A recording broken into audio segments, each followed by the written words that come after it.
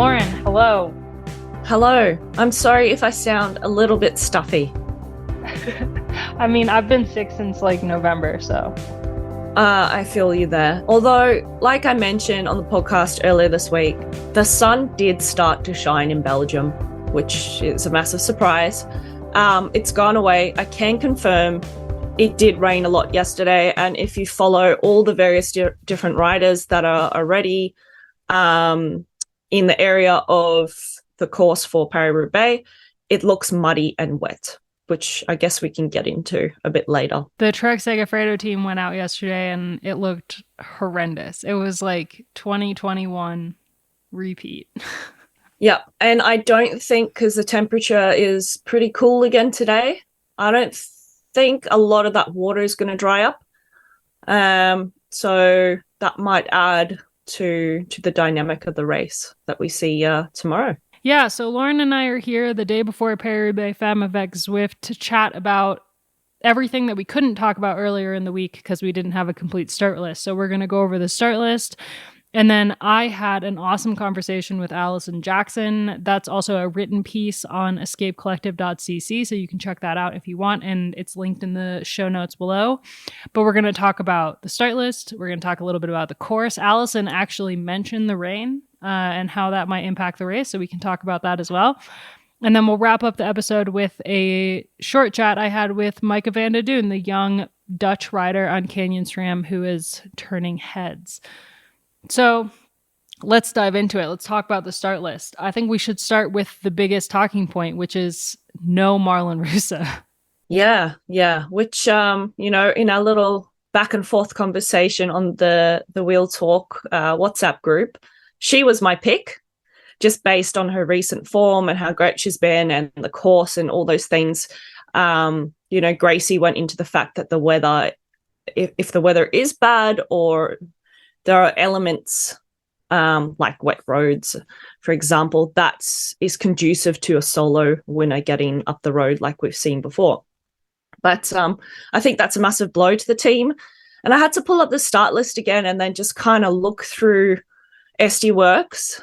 And you made a comment, actually, Abby, that you thought that maybe this is the race that we see where it could all unfold for them. And I actually have to agree with you on this. Yeah, I mean, no Demi Vollering, which is not super surprising. She's probably targeting the Ardennes coming up and the stage race season this summer. So for her, Paris-Roubaix is obviously, she probably would have loved to do it. I think most riders would enjoy doing it. But for her, she's got bigger fish to fry. So she's not going to be there. And that's no surprise. But the fact that they've left Russe off this start list is wild to me because she would have been such a huge asset. And if you look over the race last year and how it unfolded, Elisa Longoborghini obviously won with a solo move, but Ellen Van Dijk was the one who really set that up. I mean, she was doing so much work on the front to make sure that Lotte Kopecky came back when she was off the front, to make sure that the conditions were perfect and the race was fast when Elisa eventually did attack.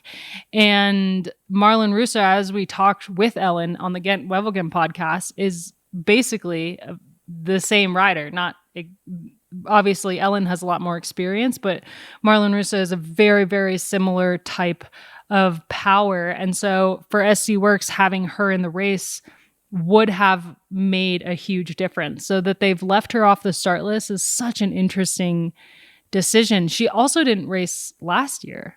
Like, it's very, I don't know. It's bizarre to me. My line of thinking with Paris-Roubaix, and maybe why some riders do choose to skip it, is the risk factor. And again, I think going back to the conversation that the women's peloton is still really new to this race, still figuring out how to race it.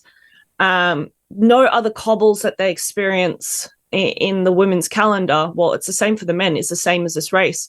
And, the men, how many years has Paris-Roubaix been around? 100? I don't know. 119, I think. Exactly. So, I mean, I was listening to, it was reshared actually when Matthew Hayman won in 2016, and being Australian, of course, we're very proud of that. And he was saying that was his 15th attempt at that race. So I think maybe for Marlon, she's got a bigger year ahead. If she's targeting that world time trial as well, which I guess she is, her major competitor other than Grace Brown is now out. Does she risk showing up to this race? She's already had a pretty full spring so far. Maybe she's got other goals with the tours. I don't know. So, I mean, it is interesting. Like you said, there's very few riders that can do what Rusa and Van Dijk can do. I think Grace Brown is in a similar category that has that sort of physiological capacity to just pull those monster turns, time after time. And so actually, I think not having her there, sometimes I think a rider like Brown struggles with positioning, which we've seen Van Dijk struggle with as well. I think Rusa is almost a bit better. So maybe not having a rider like Rusa, if things, and no Van Dijk, things do split up, and say Trek or SD Worx miss it, they're not going to have that rider that can to make that difference. The only thing that I can see that would maybe impact Rusa's decision to race Paris-Roubaix, if it is in fact her decision and not the team, is that the final stage of the Tour de France Femmes is a 22-kilometer time trial. Mm-hmm. And it's in Pau, so it's not flat. It's got one kind of mountain hill in the middle, but I think that would be one of her main targets for the season. Mm-hmm. It's not often we see a time trial in a women's stage race. That's like last year, I think we only had one World Tour time trial in a stage race, maybe two. And so it would obviously be a huge target for her, but that's still so far away. I mean, that's late July. And so it would be, there would be ample time in theory to bounce back if, heaven forbid, some kind of accident happened during the race. But I don't know. I think, like, regardless of what goals she has coming up, she was, for me, like a 4-star favorite for this race. So I don't know. I'm really surprised. And if you look at SD Worx start list, other than Kopecky, who's obviously, I think, the number one favorite for the race on Saturday, tomorrow, they've got like Elena Cecchini, who's extremely experienced, but is still not like one of the top riders, in my opinion. They've got Barbara Garici, who's kind of more of a sprinter, but is also really experienced, but I think would be more there for Lorena Wiebes, who's on the start line, who I don't know how she's going to do. That's like a big question mark for me, because obviously she has the power to have a really good race, but she's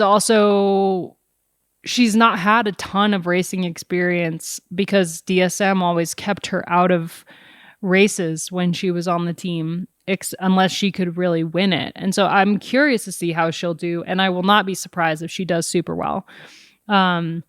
But it's still a question mark for me. And like Femke Marcus, and then obviously Christine Majerus is a legend and has been in the peloton a really long time, has raced this race multiple times, well, twice.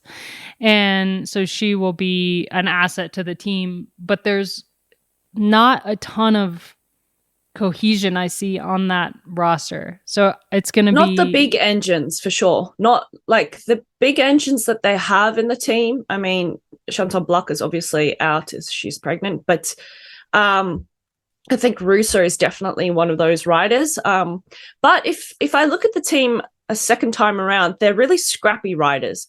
So Garici is fantastic at positioning. So is Majoris.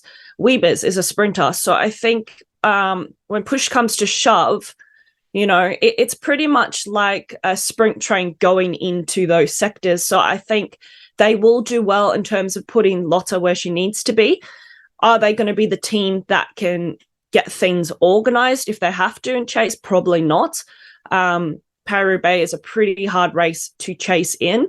And again, going back to, you need to have those really strong riders like a Van Dijk or a Rusa who can also ride the cobbles but has the force behind the legs. So I think that will be key in their approach. And I guess when Lotte wants to go, she'll go. We saw her try last year, and then they'll give her the freedom. And she's the sort of rider who actually she can go with 40 kilometers to go. And if she gets a gap, I think she has the depth and the strength. She's shown that. They either think that the race is going to be so hectic that it's actually better to have scrappy riders that are going to force their way into any split, or they are so confident in Lotte Kopecky that they're like, she doesn't need Marlon Russo. Yeah. If we look at kind of the other teams on the start list, obviously Trek Segafredo has won this race twice.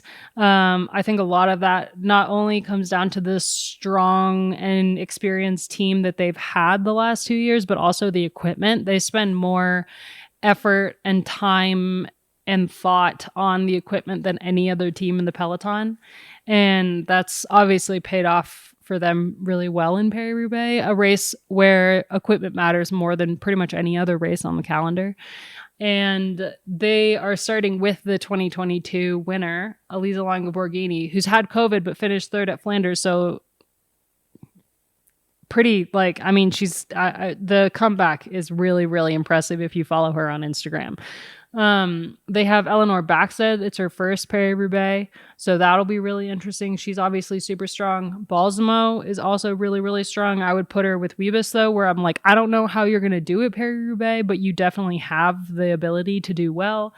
Lucinda Brand, who finished second last year. So if the trend continues, Lucinda will win this year because Elisa was second in the first year. And obviously, like, as a cyclocross rider, the bike handling will come in really, will be really important there. Lisa Klein, time trial master, who's she's new to the team. And so we've not really seen her race with them yet.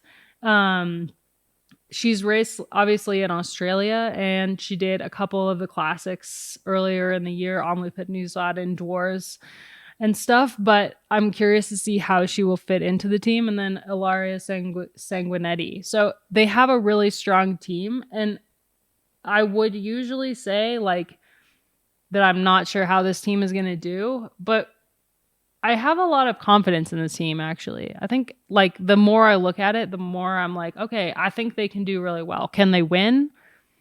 I don't know. I honestly, like, I really have no idea how they would be able to pull it off a third year in a row. But I think that their team is better rounded than SD Worx, if I'm honest. They don't have the standout of Lotte Kopecky, although, I mean, Longo-Borghini is strong. I mean, for her to just keep coming back like she did massive turns in Flanders as well. And I think just in general, it looks like they're getting a bit more organized Trek. So I wouldn't discount them. Like you said, they've had a lot of success in this race already with 2 wins and podiums. So who they'll be in for, I feel like Balsamo, they might give a chance here, and then Elisa very much in a working role. And then if she is feeling good and the opportunity arises, to just go for it, because you've got nothing to lose. If she comes back, they've got some great options behind. So that's what you need. You need a rounded team in this. I think those are the 2 like biggest teams, obviously, going into the race. And then there's a couple other teams that I think that we should just mention, like, individual riders for. Obviously, Marianne Vos is starting for Jumbo-Visma, and she's been coming back from injury, so she's not been her top game in the races so far this year. But this was a race that she targeted last year, tested positive for COVID the morning of the race. And so I think this is a race that if we're going to see the Vos of 2022 and before come back, I think it'll be this race. Agreed. And she has shown some good form already. So I think she's got the legs. This is a race that suits a technical rider. And someone who can put themselves in the right place at the right time, and that is Marianne Vos. The question will be this year, do we finally see a small group go to the finish? That is definitely the question. Obviously, we've seen solo moves both editions so far that have gone before the Carrefour de l'Abre, so before 20 kilometers to go.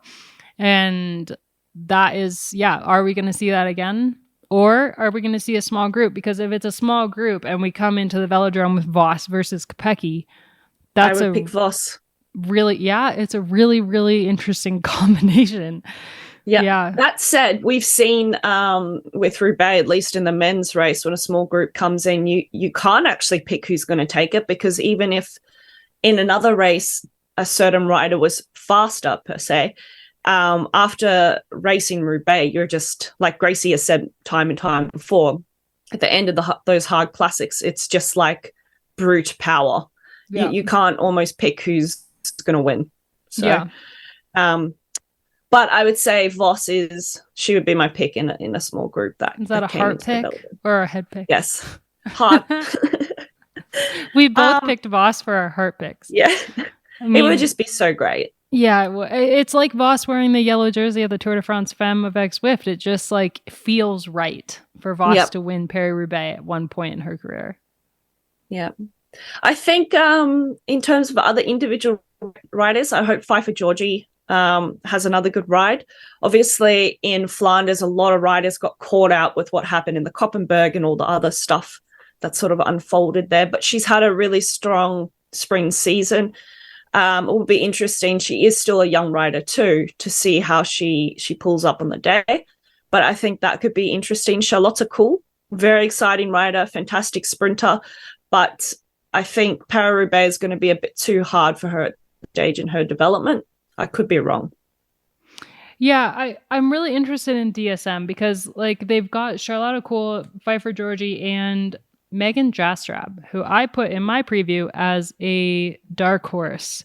She rode incredibly well at Gent-Wevelgem, and I'm super excited to see how she develops as a classics rider in the future. But I think, like, looking at their team, it's a young team that I think could surprise us.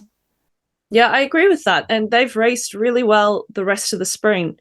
So I think all teams going into this race need to just be opportunistic. And as I've heard, again, going back to Matt Heyman, he said, whatever something happens in the race, you just have to keep racing because other people will puncture, other people will crash. You've just got to keep pushing along. It's just a race of attrition, really, Paris-Roubaix, and it's a hell of a lot of luck too. So that's a massive factor. You already mentioned Grace Brown, who is your pick and definitely has the power to be able to win a race like this. I mean, she's up in the same kind of category as Ellen Van Dijk and Marlon Reusser in terms of time trialing ability. So she has the power, and she also has the guts to be able to attack at the right time. We've seen her do it before. We saw it at Liège-Bastogne-Liège. We saw it at Bruges de Panne. De Panne. Yeah. When she attacked a group of sprinters, basically caught them all off guard and soloed to win. And I think that she has it in her to be able to have a result. Can she win? I think that would be incredible. I don't know. I think she's quite there yet, but no. And I think the positioning, that was more of a heart pick too. But I think the positioning is what will let her down in a race like this. Because simply put, if you can't put yourself at the front without your teammates, it's just impossible unless the whole of the front of the peloton crashes out, which we have seen. But if she's given space to go, then I think she is a dangerous rider to let up the road, because once you're solo, you can pick all the lines that you want to take, and then it's just a matter of time trialing to the finish. So that's a bit of a heart and a head pick.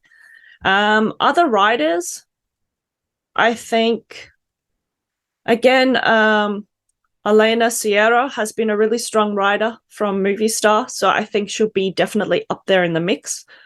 And Floortje Mackaij, curious to see. She is a rider I think who can potentially do well in this race because she's strong, she's scrappy, she can position well. But I don't see Movistar being a standout team in this race, actually. It's interesting to me that they're starting with 5. So obviously Annemiek van Vleuten decided not to show up. Yeah, well, that was kind of I threw that out there last episode because I was like, I wouldn't put it past her. I wouldn't be Last surprised. year racing. Yeah. Yeah. I think she'll go for the At triple least she Grand Tour says win it's the though. last year racing. Yes, we've seen other who said that it was their last year and then that Chantal, Ashley Moolman, Passio. Ashley Mullen Passio. Yeah, it's happened time and time again.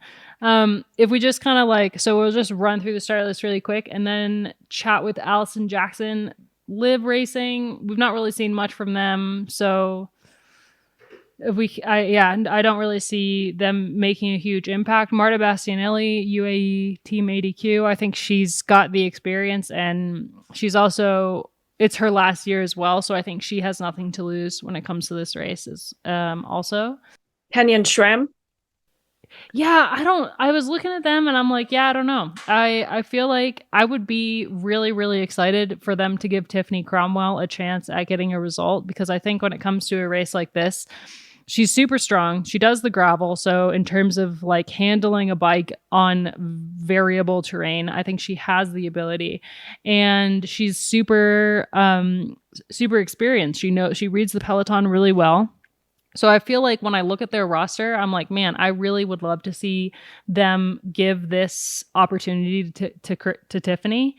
But they also have Sherry Bussett, who just signed a extension. So she's with the team through 2025. And I think they have a lot of belief in her ability to deliver in a race like this, as well as Micah Van der Duyn, who's had a incredible couple of races this year. So they have a really interesting team with riders that I'm super excited to see how they're going to do. But I also just have time and time again, I've believed in them and have been let down. So I'm not entirely sure how to take that team, I guess what we should have spoken about as well is, and I think Alison Jackson is going to get into this, but maybe we won't go there then, is the early break. And which riders and which teams do we think will really make a push for that? Because obviously in a race like this, I think it's the most important thing to try and get capable riders up the road that can still contribute once the lead riders eventually get across. So an Elise Shabby is perfect for that. I want to jump to my conversation with Allison because she actually talked about an early break and how that could impact the race. And she talked about the weather. So let's hear my chat with Allison and then we'll be right back.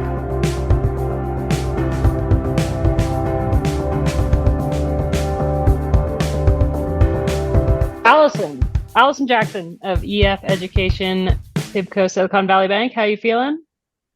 Good. Yeah. No, we've got a couple of sunny days in Belgium. So when you got sun in Belgium, it's a good day.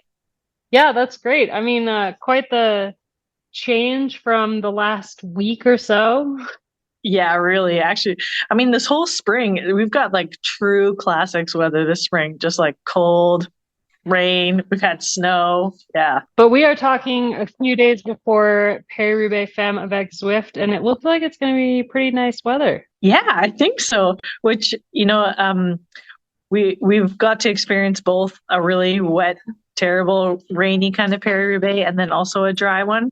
And the first edition, when it was so wet, I was like, this is not my favorite race at all. This is only for the fans. There's no way any of us who ride it in the rain actually enjoy it. This is only entertainment for the fans. And then we had a dry Paris-Roubaix, and that was really fun. It's really fun just trying to see how little cobbles you can ride. And it's just the type of just the right amount of chaos that I really love. And I guess when it's drier, that also means that there's way more tactics that come into play because it's not just survival. Yeah, I mean, of course, it's always still a little bit of survival, but now you don't have so much just bad luck of crashing and flats and whatever else. So yeah, you can use your brain a little rather than just the survival. How are you guys feeling as a team going into the race on Saturday? Yeah, I mean, we've had mostly a disappointing spring. And also for me coming onto the program, I just wanted to help the team or elevate the team in their classics campaign.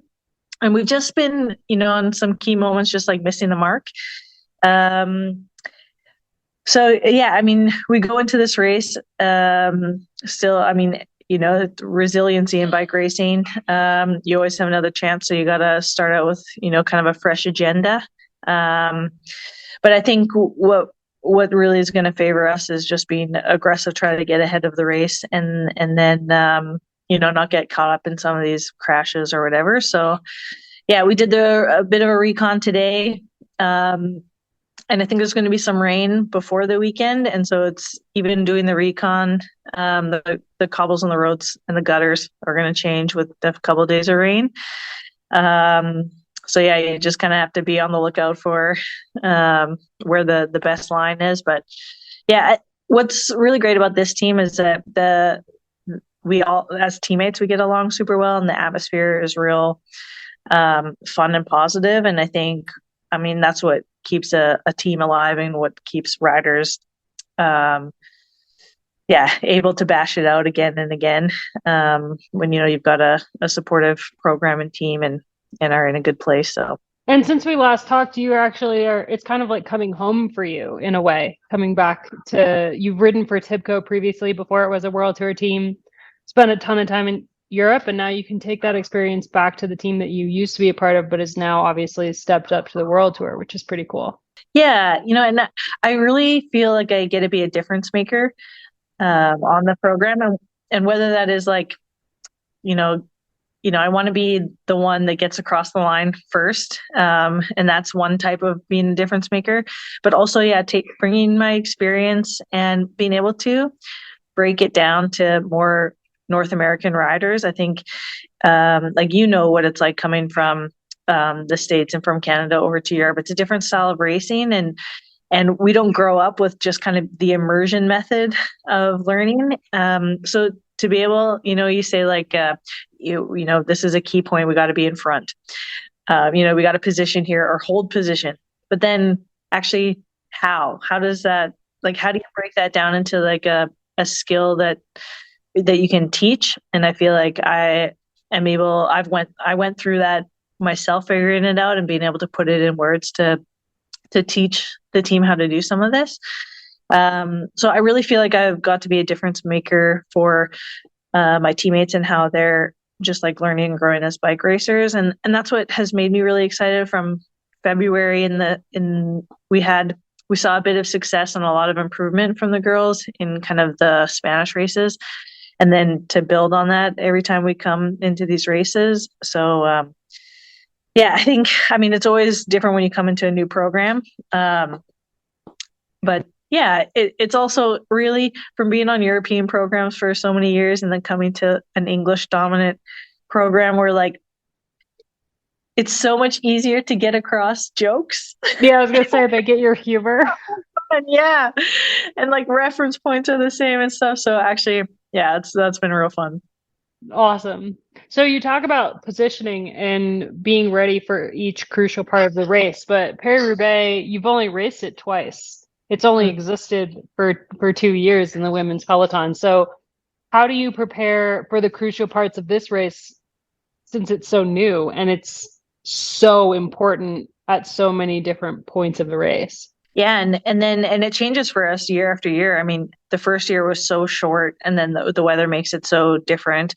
The second year we had like they made it a little bit longer. We had a couple of these like short laps, crit laps before going into the cobbles, and now we have quite a big section with a big lap and a couple small laps before we get into the cobbles. And I think that really will allow teams to set up the race. And what you see a lot of times in the men's race, you have that early break that really can actually go quite a long way. And we couldn't play that tactic in the women's race because it's so short and so fast.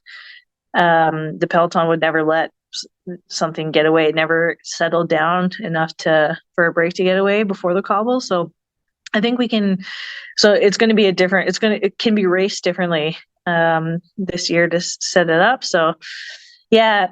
And then, we really have to take from kind of watching like the men's race has a longer history. So we can take some kind of, learning of how that race plays out. But yeah, really, because it is so new, we're we're making it into our own. So we're watching it as like the history seals itself. And I think we've learned so much about, like, I mean, the recon then becomes more important, just going over these sectors again and again. But even then, like, today we rode it dry, but when it's wet, it totally changes. And I think when you have more experience year after year of riding it in different conditions, you'll know what to expect or what it might kind of look like. So if the weather changes just before we go out there, we won't have that same depth of reference points to kind of take. So then we really kind of ride it like cowboys, I guess. I love that. What do you expect from yourself going into the race? Because you said you want to cross the line first, but when you look at this race, like, what are you hoping to accomplish?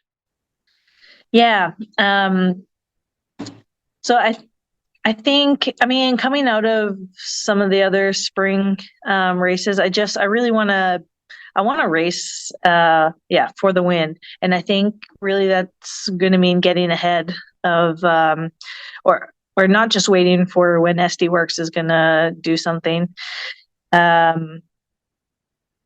think there's a few riders that you can really key off of, and I think Lotte Kopecky really wants to win this race.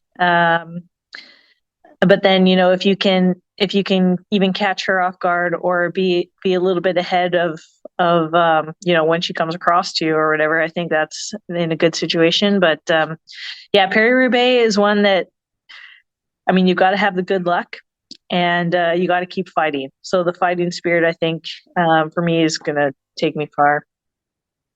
Yeah, and also, like, you got to, like, experience the journey as it happens. So Paris-Roubaix, I mean, some other races maybe you can target and really say, like, yeah, I'm gonna, Flèche Wallonne, like, I can do good power up the Huy, but the Mur de Huy. But here it's just like, yeah, you gotta have the good luck and be ready to battle. You mentioned Worx. They've won 5 of the 7 one-days in Europe so far this year. How do you beat them? I mean, how does the peloton beat them? Because right now it looks like they're pretty unbeatable. Yeah, but I think we're kind of at the cusp of where women's racing is changing a little bit, and we have yet to sort of, like, figure that out. Whereas I think a lot of times in women's racing, the racing is so fast and hard, you really just keep trying to save energy into the last moment, like attritional racing. But here, I think now we have to be a little bit more bolder. And I think, the depth of riders, we've got a lot more stronger riders in different teams. But, bike racing is exciting because it's the tactics, when you use your energy and where, can really dictate how the race rolls. And I think,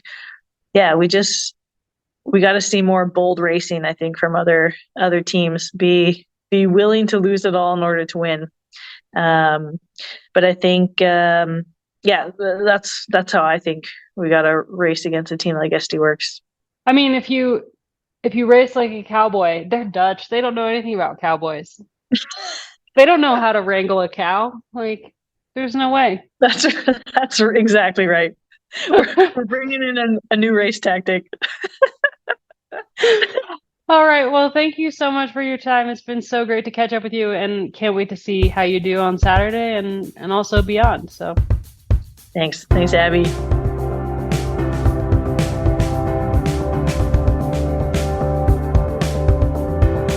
All right. So Allison talked about how the race has tacked on some early kilometers, a loop around the start village that is potentially, if you look at it, you're like, oh, okay, well, they've just added some kilometers before the first the first cobble sector, but it could actually impact the race quite dramatically. In the past, they've only done basically like a crit style loop around the start before they hit the first sector of cobbles. But this year, there's a long loop that is definitely offers some potential for an early break to get ahead of the cobbles before the race really starts. And that is something that's super interesting in terms of riders that we definitely haven't mentioned could find themselves in an early break, could find themselves in front of the cobbles. And like Allison said when I chatted with her, if she's up the road and Lotte Kopecky goes off the front and kind of, she has that advantage of being able to pick the lines from the breakaway because it's a smaller peloton, so you can ride where you want to ride a little bit more.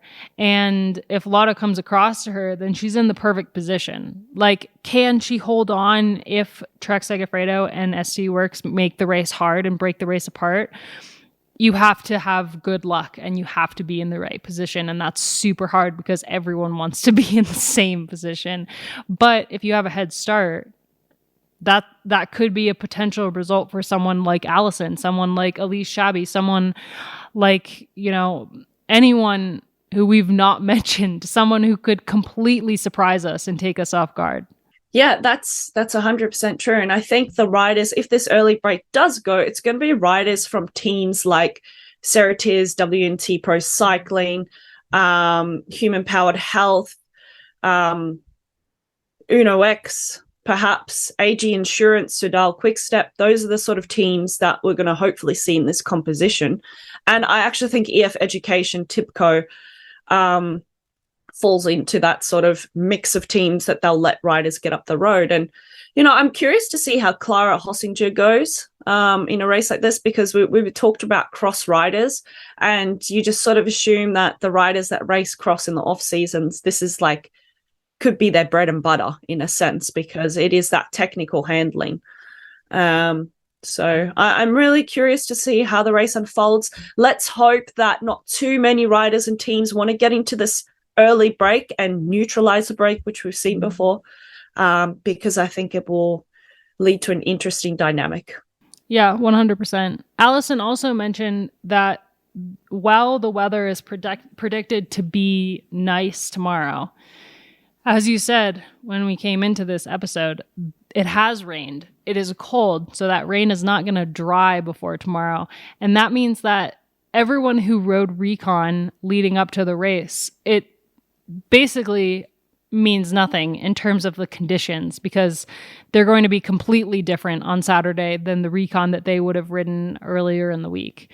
So that's something that's really interesting. Like, obviously the first year we had the race, it was really, really wet, like really, really chaotic. And last year was super dry. Every single picture is just dust, so much dust. Mm-hmm. And this year is going to be like a hybrid of the two. Like, it's going to be, it's going to be kind of wet, but it's not going to be wet enough that it's like complete chaos. But there is definitely an element of equipment and being in the right place at the right time that is going to be more crucial tomorrow, with a little bit of moisture in between the cobbles and on the cobbles. So that's really, really interesting. Yeah, picking your line is going to be even more important, because I think, like we saw in the men's race in Flanders, that guy that crashed into the peloton, he hit a hole basically because it was covered in a puddle of water. And I mean, when you're racing Roubaix and you decide to go off the cobbles into the side, you're not going to know how deep some of those holes are. So, yeah, it's kind of terrifying. That was completely insane. That was like, my favorite meme like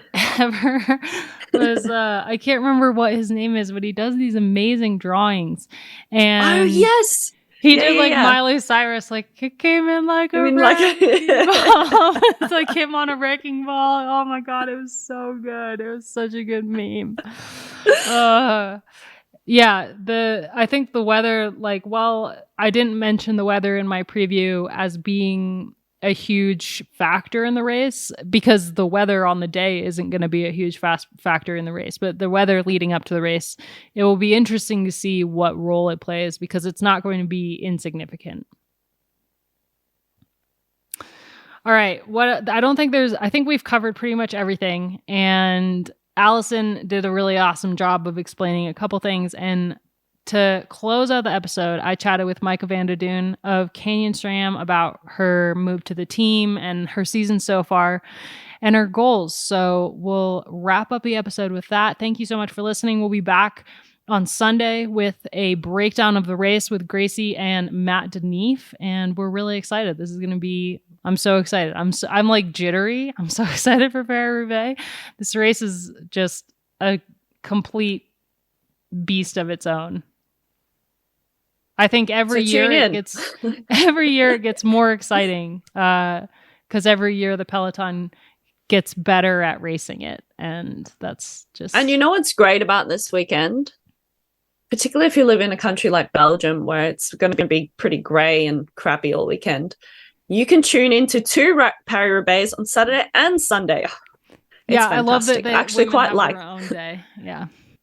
Oh, also, we should mention that the live coverage starts. It's 3 p.m. local time, so see Central Europe summer time. Time zones are not my forte, but it's 3 p.m., which means that there is a chance the live coverage will start before the first cobbled sector, which we have never seen before. We have never seen the peloton enter the first cobbled sector. So that is super exciting. So make sure you tune in from the very beginning. Like, this is a race that you want to watch every single second of it. So there's predicted to be 3 hours of live coverage. You want to see all 3 hours of that live coverage. I guarantee it. And I will try to get to one of the last couple sections just to look at it. And then I'm going to the velodrome. Yay. All right. Thank you so much for listening. We'll be back, and have a great weekend.